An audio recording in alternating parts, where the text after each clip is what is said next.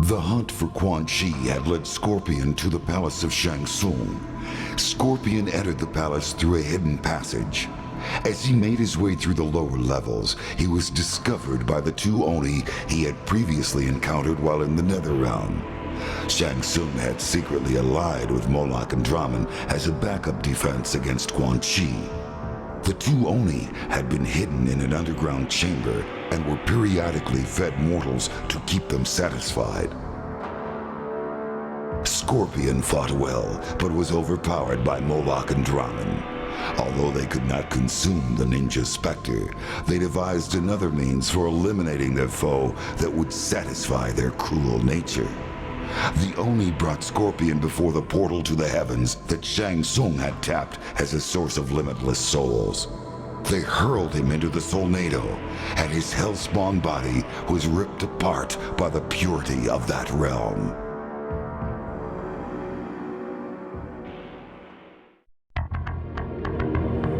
Jax had a score to settle with the traitor he knew as Hsu Hao.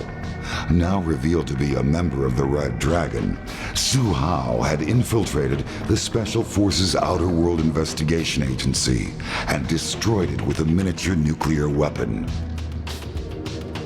Making good on his promise, Jax eventually caught up with Hsu Hao and ripped the implant from his chest in retribution.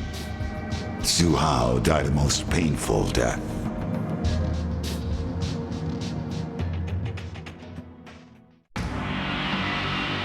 The Deadly Alliance was successful in reviving the mummified remains of the Dragon King's undefeatable army. Shang Tsung, however, began to realize that his relevance in the partnership had evaporated once his talents for soul transplantation were no longer needed. The balance of power within the Deadly Alliance had seemingly been undone.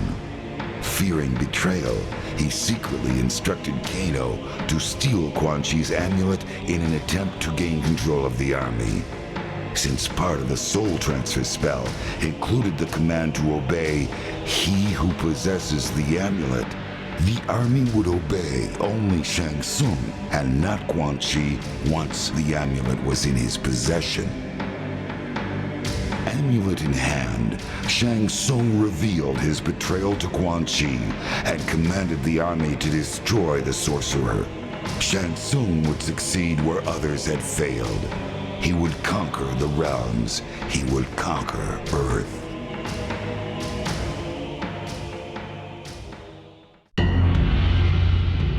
Rage fueled Kung Lao's thirst for revenge. The memory of holding his fellow monk's broken body on the Lei Tai of the Wuxi Academy grounds consumed him as he rained blow after blow down upon Shang Tsung.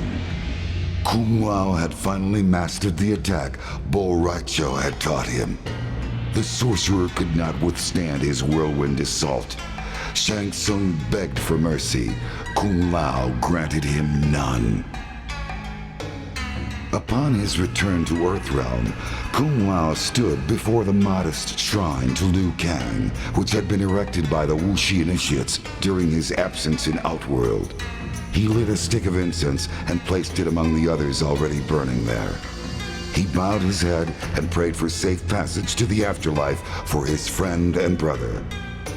With Shang Tsung's death, Liu Kang's spirit could rest peacefully. Earthrealm was safe once more, but at a terrible cost. The work of the White Lotus Society had become more important than ever.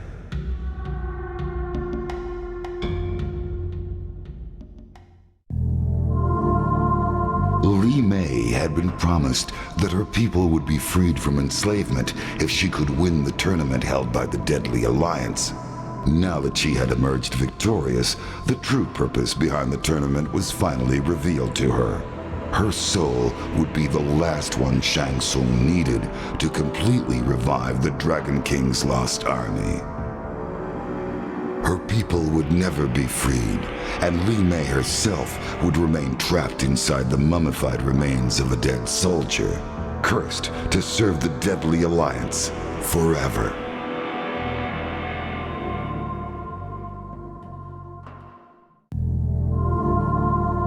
Kenshi had finally caught up with Shang Tsung in Outworld.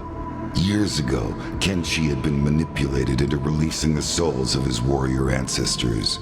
Shang Tsung had consumed those souls and left Kenshi to die in the tomb. The ordeal left Kenshi blinded, but the sword of his ancestors led him out of the depths. To redeem himself, Kenshi had vowed to free his ancestors from their captor. He cut Shang Tsung down with his ancestral sword, and a blast of souls was instantly released. The spirits of the warrior kings re-entered the sword as Kenshi held it above his head. His duty fulfilled, he could now return to Earthrealm.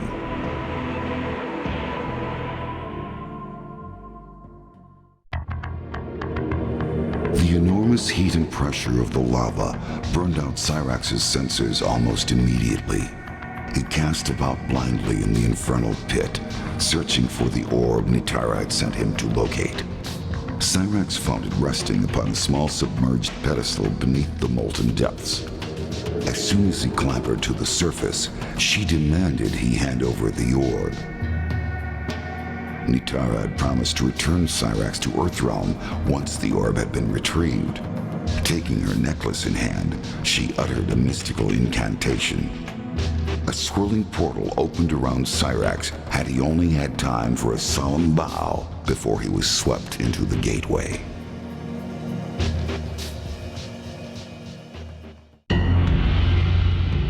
Hsu Hao reported to his superior, Mavado, and informed him of his success in destroying the Special Forces Outer World Investigation Agency.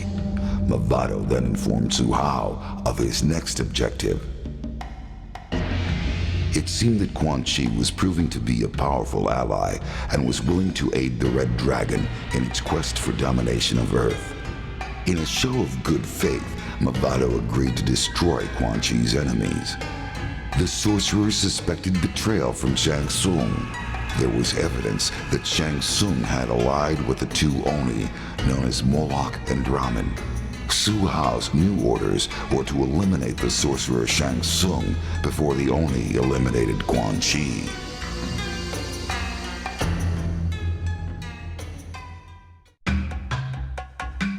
After the destruction of the deadly alliance, Sonya searched for the missing Special Forces agent Kenshi. She finally discovered him badly beaten and near death, apparently from hook-like wounds in his ribcage. She managed to return him to the rendezvous point where I transported them back to Earthrealm. Upon her return, Sonya was promoted to general and given a choice of command. She handpicked a team to deal with new terrorist threats located on Earth, while in Outworld, Special Agent Kenshi had learned of a new threat to peace. The Red Dragon had awakened.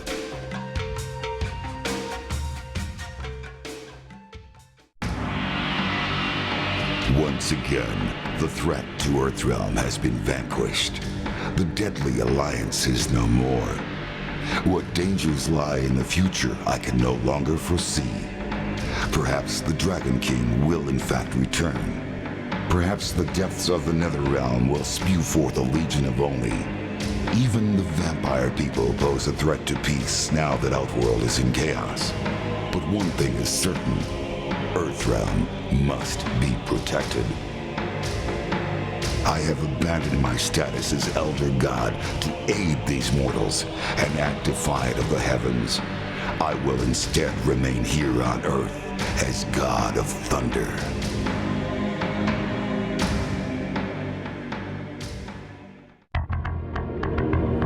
As they traveled back to the portal that would return them to Earthrealm, Sub-Zero revealed to Frost that she had been an integral part in the destruction of the Deadly Alliance, and that he was proud to have her as a member of the Lin Kuei clan. But unknown to Sub-Zero, Frost's true intention for joining the Lin Kuei was to become Grandmaster herself.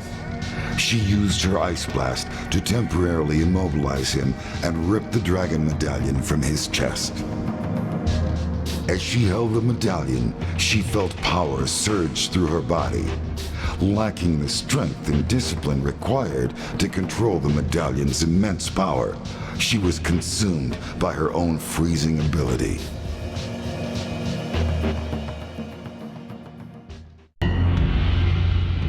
The Deadly Alliance was successful in reviving the mummified remains of the Dragon King's undefeatable army.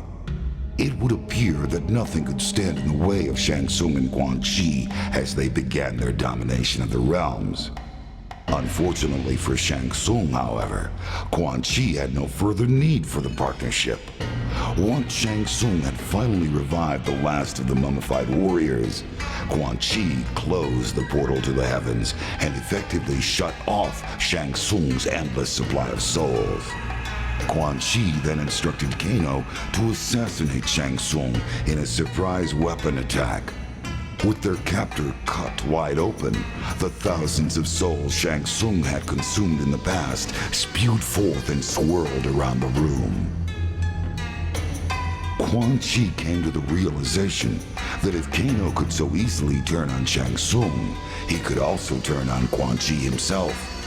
Quan Chi used his sorcery to drain the life from Kano and left his body where it fell. Immediately, one of the lingering souls shot into Kano's body. To Quan Chi's surprise, the man standing before him was no longer the black dragon thug known as Kano.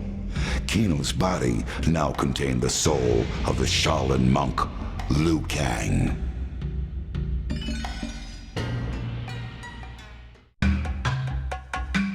For many years, Mavado's Red Dragon clan had been secretly engineering the destruction of their rivals, the Black Dragon. Through careful manipulation, Mavado had used the Special Forces to unwittingly aid them in this task. In return for eliminating Kenshi for the Deadly Alliance, Mavado was finally granted his battle with the last known member of the Black Dragon, Kano. After a long, brutal fight, Mavado emerged victorious, and all traces of the Black Dragon had been erased. Impressed with the fighting skill and discipline of Mavado, as well as other members of his clan, Quan Chi realized the potential the Red Dragon held for staging the eventual invasion of Earthrealm. In return for their continued assistance, he offered crucial information about a new threat to Mavado's Red Dragon clan, the Lin Kuei.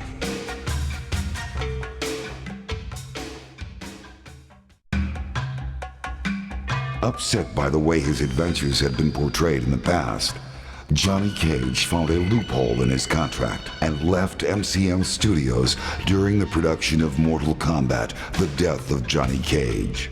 He then used his own money to fund the production of his next movie, which is rumored to be the true story of his latest adventures in Outworld. Mortal Kombat: Deadly Alliance broke all records in its first weekend in theaters and made Johnny Cage extremely wealthy. The movie told the true story of how Johnny Cage single-handedly saved the world from the threat of Quan Chi and Shang Tsung's Deadly Alliance.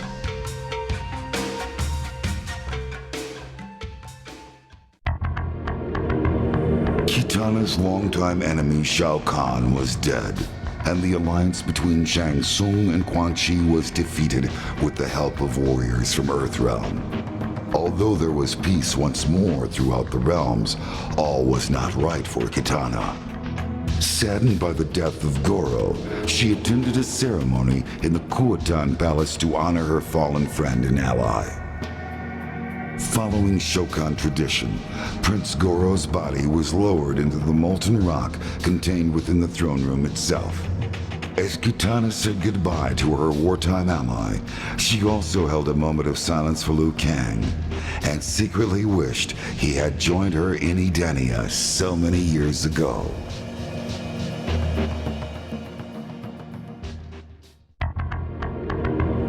Despite the strong sulfurous stench that filled the chamber, Reptile could smell that Nitara and Cyrax had been there recently. There was no sign of them now, except for some scattered glass shards and a residual trace of strong magical energies. His revenge would have to wait. Suddenly, an expectant hush filled the chamber as energy cascaded around what appeared to be a dragon embryo. The tiny dragon stretched, and the egg cracked. A beam of energy ripped out from inside and lanced into Reptile. His world was filled with a roaring power as his squamous body was twisted and transformed. The ancient prophecy had been fulfilled. The Dragon King had returned.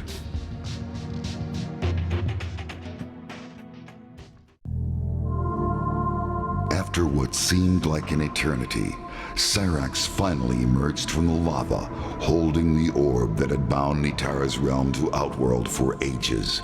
At last it was within her grasp. She would be able to free her people from Shao Kahn's imprisonment.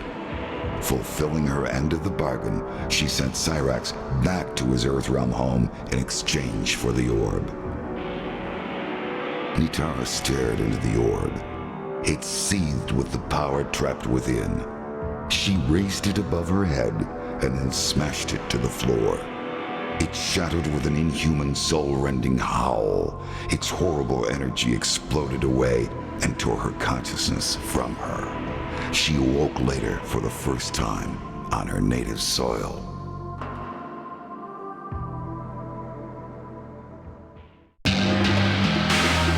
Sent by the sorcerer Shang Tsung, the two Oni known as Drahmin and Moloch confronted Quan Chi, enraged that he had tried to leave them stranded in the bowels of the Netherrealm. In the battle that ensued, Drahmin leapt at Quan Chi, and both combatants stumbled into the inner sanctum chamber. Moments later, Drahmin emerged from the chamber, altered from his previous form.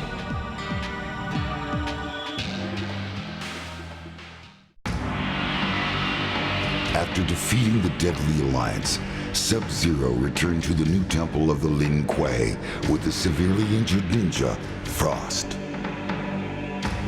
A short time later, I visited the temple to commend him for his victory in Outworld and to express my gratitude for all his assistance.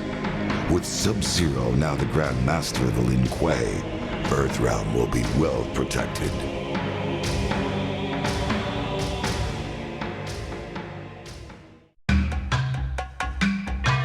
Rai Cho looked gruff, but beamed inwardly.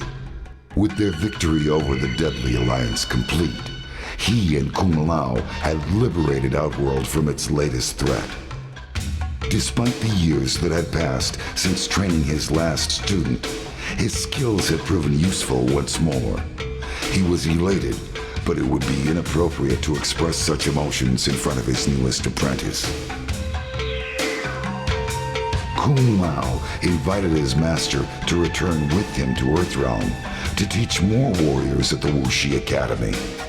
The success of his apprentice gave him renewed confidence in his training skills and, for the first time, a clear purpose in life. Rai Cho offered only token resistance. He accepted the offer because the defenders of Earthrealm could certainly use his help, but more importantly, because Earthrealm's rice wine put Outworld's liquor to shame.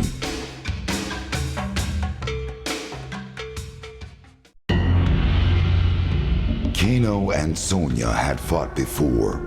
Although Kano was humiliated by his defeat at her hands so many years ago, this time the outcome would be different. Kano had stolen Quan Chi's amulet at the request of Shang Tsung.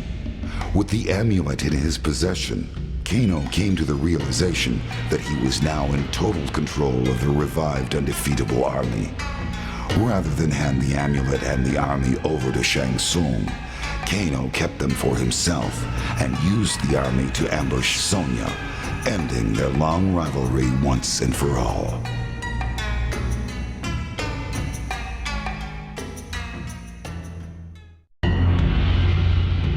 Having been enslaved through sorcery to guard the molten incubation chamber, Blaze was finally freed once the dragon egg had hatched. He then resumed the quest he had undertaken before being subdued by his captors.